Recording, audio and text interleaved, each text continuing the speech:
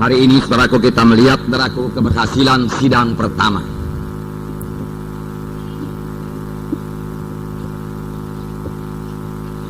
Kita melihat saudaraku bahwasanya sidang pertama sangat berhasil saudaraku. Sidang pertama berkembang dengan pesat. Sidang pertama saudaraku, kita melihat dalam sidang pertama kuasa Tuhan dinyatakan. Pada hari Pentakosta saudaraku 3.000 orang bertobat. Kemudian beberapa waktu kemudian 5.000 lagi bertobat. Dengan demikian jumlah mereka menjadi sekitar 8.000 jiwa. Kemudian saudaraku, beberapa waktu kemudian tiap-tiap hari Tuhan menambahi bilangannya dengan orang yang beroleh selamat. Saya bacakan dalam Kisah Rasul pasal 2 ayat 47. Sambil memuji Allah, dan mereka disukai semua orang, dan tiap-tiap hari Tuhan menambah jumlah mereka dengan orang yang diselamatkan. Tiap-tiap hari Tuhan menambah jumlah mereka dengan orang yang diselamatkan. Jadi tiap-tiap hari dalam sidang pertama ada jiwa-jiwa selamat. Puji Tuhan saudaraku.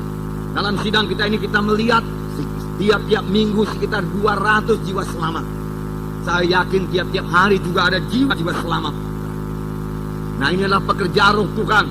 Dan roh Tuhan yang bekerja dalam sidang pertama, roh Tuhan yang bekerja pada waktu sekarang ini. Nah, kita akan melihat saudaraku rahasia keberhasilan sidang pertama ini. Saya percaya apa yang dimiliki sidang pertama boleh kita miliki lagi pada sidang akhir zaman ini. Kita membaca Kisah Rasul. Kisah Rasul pasal 4 ayat 23.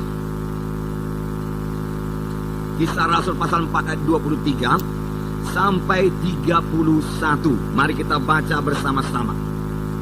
Kisah Rasul pasal 4 ayat 23 sampai 31. Mari kita baca bersama-sama. Sesudah dilepaskan, pergilah Petrus dan Yohanes kepada teman-teman mereka. Lalu mereka menceritakan segala sesuatu yang dikatakan imam-imam kepala dan tua-tua kepada mereka. Ketika teman-teman mereka mendengar hal itu, berserulah mereka bersama-sama kepada Allah, katanya, "Ya Tuhan, Engkaulah yang menjadikan langit dan bumi, laut dan segala isinya. Dan oleh Roh Kudus, dengan perantaraan hamba-Mu Daud, Bapa kami, Engkau telah berfirman, mengapa rusuh bangsa-bangsa, mengapa suku-suku bangsa mereka-reka perkara yang sia-sia. Raja-raja dunia bersiap-siap, dan para pembesar berkumpul untuk melawan Tuhan dan yang diurapinya.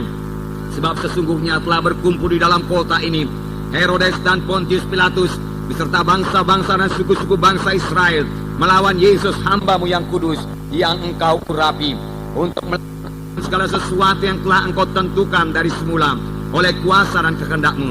Dan sekarang ya Tuhan, lihatlah bagaimana mereka mengancam kami, dan berikanlah kepada hamba-hamba-Mu keberanian untuk memberitakan firman-Mu. Ulurkanlah tangan-Mu untuk menyembuhkan orang, dan adakanlah tanda-tanda dan mujizat-mujizat oleh nama Yesus hamba-Mu yang kudus. Dan ketika mereka sedang berdoa, goyanglah tempat mereka berkumpul itu, dan mereka semua penuh dengan Roh Kudus. Lalu mereka memberitakan firman Allah dengan berani." Di sini dikatakan sesudah dilepaskan. Sesudah dilepaskan, pergilah Petrus dan Yohanes kepada teman-teman mereka. Dilepaskan dari manakah ini, saudaraku? Dilepaskan dari tahanan, dilepaskan dari penjara. Mengapa mereka dipenjara? Karena mereka menyembuhkan seorang yang sakit tepok, yang umurnya sudah 40 tahun dengan mujizat Tuhan. Ahli-ahli Taurat, imam-imam kepala tidak senang. Mereka bukannya bersyukur ada orang yang sembuh, yang sudah 40 tahun lamanya sakit. Tiba-tiba oleh kuasa Tuhan, oleh mujizat Tuhan, orang itu berjalan, berdiri, bersorak-sorai masuk ke rumah sembahyang. Dan hal tersebut dilihat oleh orang banyak, dilihat oleh imam-imam kepala, ahli-ahli Taurat. Mereka bukannya bersyukur seorang telah disembuhkan Tuhan, tetapi mereka saudaraku cemburu. Mereka merasa disaingi saudaraku oleh rasul-rasul. Itulah dia Rasul Petrus dan Yohanes saudaraku. Dan mereka menangkap rasul-rasul, mereka memenjarakan rasul-rasul, dan keesokan harinya mereka diadili saudaraku. Ini tertulis dalam ayat di atasnya. Saya bacakan kepada saudara. Kisah Rasul pasal 4 ayat 19. Tetapi Petrus dan Yohanes menjawab mereka, "Silakan kamu putuskan sendiri manakah yang benar di hadapan Allah? Taat kepada kamu atau taat kepada Allah? Sebab tidak mungkin bagi kami untuk tidak berkata-kata tentang apa yang telah kami lihat dan yang telah kami dengar. Mereka semakin keras mengancam rasul-rasul itu, tetapi akhirnya melepaskan mereka juga. Sebab sidang tidak melihat jalan untuk menghukum mereka, karena takut akan orang banyak yang memuliakan Allah berhubung dengan apa yang telah terjadi. Sebab orang yang disembuhkan oleh mujizat itu sudah lebih dari 40 tahun umurnya. Mereka dilarang berbicara dalam nama Yesus. Mereka diancam kalau berbicara dalam nama Yesus akan dipenjarakan. Tetapi Petrus dan Yohanes dengan berani menjawab, putuskan sendiri dalam hati kamu, dia katakan, apakah yang harus kami laksanakan? Taat kepadamu atau taat kepada Tuhan? Sebab kami, dia katakan, tidak mungkin tidak berbicara dalam nama Yesus. Kami akan terus bicara dalam nama Yesus. Sebab kami sudah lihat betapa baiknya Tuhan itu. Kami sudah lihat, kami sudah dengar berita Injil. Dan hidup kami telah diubahkan. Kami penuh dengan sukacita. Maka tidak mungkin kami berhenti bicara dari hal apa yang telah kami dengar dan apa yang telah kami lihat.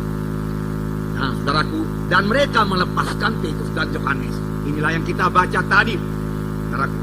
Nah, jadi saudaraku, ada aniaya dalam sidang pertama. Saudara berkata dalam aniaya sidang berkembang juga. Justru kerap kali dalam aniaya sidang berkembang dengan pesat, saudaraku. Sebab aniaya itu, saudaraku, mendorong saudara anak-anak Tuhan untuk bersandar sepenuhnya kepada Tuhan. Dan aniaya tidak pernah membinasakan gereja, saudaraku. Di zaman manapun, saudaraku. Dan selalu saja, saudaraku, anak-anak Tuhan yang benar itu menerima aniaya, saudaraku. Menerima aniaya. Firman Tuhan juga mengatakan demikian, saudaraku. Sebelum Tuhan Yesus naik ke sorga, dia berkata kepada murid-muridnya bahwasanya murid-muridnya akan dianiaya. Dalam Yohanes 15, saya bacakan kepada saudara. Yohanes 15, ayat 20 dan 21 saya bacakan. Ingatlah apa yang telah kukatakan kepadamu. Seorang hamba tidaklah lebih tinggi daripada tuannya. Jikalau mereka telah menganiaya aku, mereka juga akan menganiaya kamu. Jikalau mereka telah menuruti firman-Ku, mereka juga akan menuruti perkataanmu. Tetapi semuanya itu akan mereka lakukan terhadap kamu karena nama-Ku, sebab mereka tidak mengenal Dia yang telah mengutus aku. Saudaraku yang kekasih, di dalam nama Yesus, saudaraku, Tuhan Yesus telah mengatakannya lebih dahulu. Padamu Tuhan Yesus berkata, seorang hamba tidak lebih daripada tuannya. Kalau mereka menganiaya aku, mereka juga akan menganiaya kamu. Tuhan Yesus berkata. Siapakah yang menganiaya Tuhan Yesus? Orang kafirkah yang menganiaya Tuhan Yesus?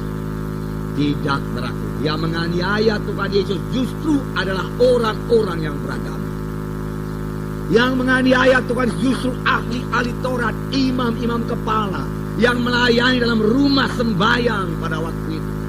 Karena mereka sebenarnya cemburu akan pelayanan Tuhan Yesus. Tetapi mereka tidak sadar, saudaraku, mereka telah dipakai oleh setan. Dan Tuhan Yesus berkata, tidak usah heran. Tuhan Yesus berkata, mereka menganiaya aku, mereka juga akan menganiaya kamu. Semua itu mereka perbuat karena mereka tidak mengenal Dia, tidak mengenal Bapa itu. Tuhan Yesus berkata, sampai sekarang juga aniaya datang kepada anak-anak Tuhan. Nah, Tuhan Yesus berkata, tidak usah heran. Roma 8 ayat 17 mengatakannya lebih jelas lagi. Jadi kalau ada aniaya datang kepada saudara, saudara dikata-katain, saudara dicela, saudara disingkirkan, tidak usah heran. Tidak usah heran. Roma 8 ayat 17. Dan jika kita adalah ahli waris, maksudnya orang-orang yang berhak menerima janji-janji Allah, yang akan menerimanya bersama-sama dengan Kristus, yaitu jika kita menderita bersama-sama dengan Dia, supaya kita juga dipermuliakan bersama-sama dengan Dia. Di sini dikatakan, jika kita adalah anak, kita adalah ahli waris. Semua kita ini anak Tuhan, saudaraku. Semua kita ini ahli waris kerajaan sorga. Ada warisan kita di sorga, haleluya, saudara-saudara. Beberapa waktu yang lalu kita mendengarkan firman Tuhan di sini mengenai kenaikan Tuhan Yesus. Yesus naik ke sorga untuk mempersiapkan tempat bagi kita. Ada rumah kita di sorga. Ada warisan kita di sorga. Sebenarnya luar biasa berkat yang menanti kita di sorga, saudaraku. Dan di dunia ini juga firman Tuhan berkata hidup kita akan berkelimpahan. Memang luar biasa berkat Tuhan. Tetapi firman Tuhan juga mengatakan di sini, saudaraku, kita akan menerima kegenapan janji-janji Allah. Dan kita akan menerimanya bersama-sama dengan Kristus. Yaitu jika kita menderita bersama-sama dengan Dia. Supaya kita juga dipermuliakan bersama-sama dengan Dia. Menderita bersama-sama dengan Yesus. Penderitaan yang bagaimana ini, saudaraku? Apakah kita sakit-sakitan, saudaraku? Apakah kita lemah-lemah, saudaraku? Apakah kutuk dosa terus menimpa kita sehingga kita menderita? Kemiskinan menimpa kita dalam mengikut Tuhan ini? Karena ada juga pendapat kalau mau suci kita harus miskin-miskin, menderita supaya sampai ke sorga. Ada juga yang mengatakan penyakitku ini daripada Tuhan, supaya penyakit ini mempermuliakan Tuhan. Saudaraku, semua pendapat-pendapat itu tidak alkitabiah, saudaraku. Dengan kata lain tidak betul, saudaraku. Penyakit bukan daripada Tuhan. Tuhan menghendaki kita sehat, saudaraku.